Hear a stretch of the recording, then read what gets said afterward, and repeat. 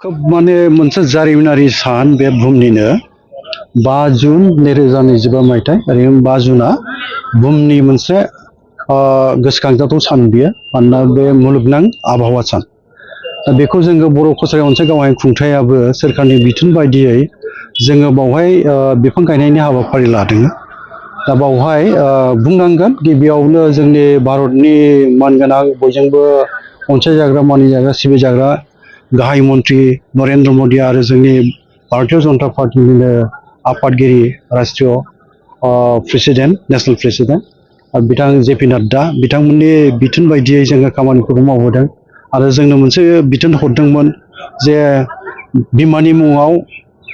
फांसे बिफां बिमानि मुङाव एक पेड़ माँ के नाम बे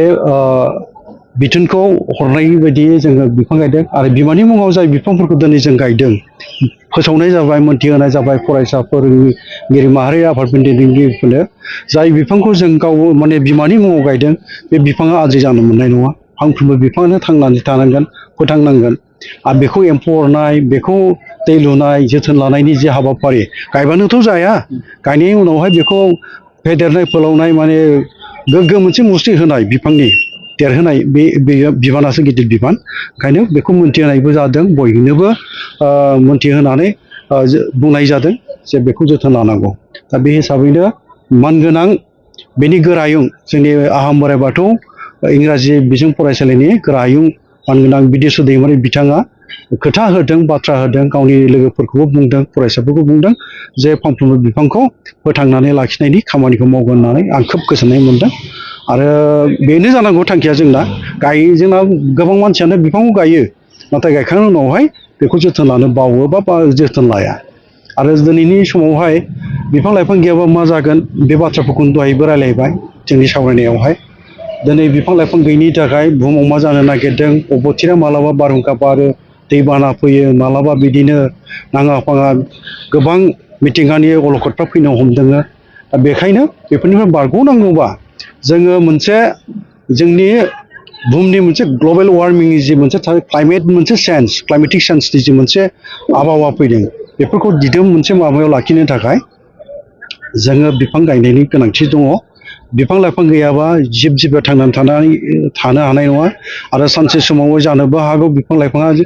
जोङो अननो रोङाबा सिबिनो रोङाबा बिफां लाइफांखौ गायनो रोङाबा बिफां लाइफां गैया जायोबा मुलुगनि सुबुं सोदोमस्रियानो जोबस्रांलांनोबो हागौ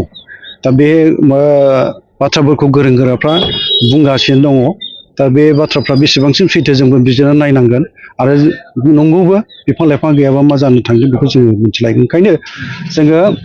बुहुमनि बे दुंग्लुबनाय मोनसे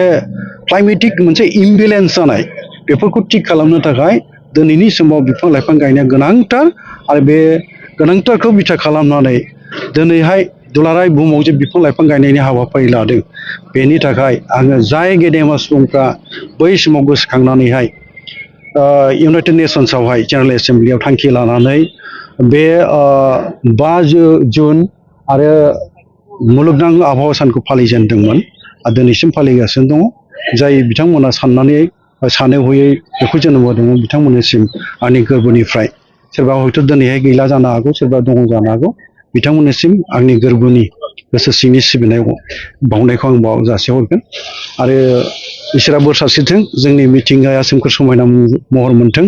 इयुनाव जोङो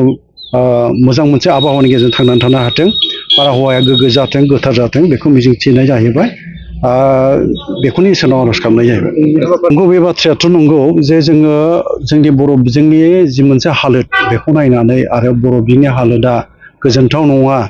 जेरावबो दिनै जायगा जायगाथ' बर' बिजोङा गोमालांनोबो हमबाय दा बर' बिजोंखौ फोथांना लाखिनांगौनि थाखाय जों बर' कसारियाव मोनसे गावहाय खुंथाया मोनसे बिथांखि आजावनानै खामानि मावबाय थादों बिथांखिया जाहैबाय जोंना बड'फा उपेन्द्रनाथ ब्रह्म सोलोंथाइ मावबिथांखि बे बिथांखिखौ बिथा खालामनानै जोङो फरायसाफोरखौ बोरैहाय गुन गोनां सोलोंथाइ होनो हायो गावनि आथिङाव बोरैहाय गसंथानानै जिउ खांलांनो हायो बा जोंनि हिउमेन रिसोर्स सुबुंधोनखौ जों बोरैहाय गोग्गो खालामनो बा मोजां खालामनो हायो बिनि फारसे जोङो साननानै खामानि मावबाय थादों दा बुंनो थाङोबा जोङो थांनाय बोसोरनिफ्राय जोंनि फरायसाफोर बिटिसिनि बायजोनि फरायसाफोरखौ डाउन टाउन इउनिभारसिटियावहाय जोङो थांनाय समाव मोनसे सायख'नाय आनजादनि गेजेरजों मुं थिसनहोनो हानाय जादों गासै सा 73 फरायसाखौ। बिसोर गुबुन गुबुन बिदिनो आयदायाव मुंखौ थिसननो लादों। सोरबाया बिदिनो सिभिल इन्जिनियारिं दङ, सोरबाया बिदिनो बि फार्माव दङ, सोरबाया बिदिनो हटेल मेनेजमेन्टआव दं, सोरबाया बिदिनो सिभिल इन्जिनियारिं दं। बेबायदि सोरनिबा कर्सआ जानो हागौ बोसोरथाम, सोरनाबा बोसोरब्रै बिदि दङ। दा बेबायदियावहाय जोङो रांखावरिया जिहेतु जोंना माने जोंनि खुंथाया एसेल' मोनो, ओंखायनो जोङो गोबां फोरोंनो सानदोंबाबो हाजोबाखै आरो माने नाजाबाय थानाय जादों। देग्लायबो जोङो फैगौ गाबोननि उनावहाय 7 अक्ट'खालि बे मुं थिसननाय मोनसे आनजाद लागोन जोङो, माने एन्ट्रेन्स एग्जाम जागोन। देग्लायथ' फरायसाया बांसिनबावमोन, नाथायथ' राहा गैया, जों देग्लाय एसे बाङाइसो खालामनानै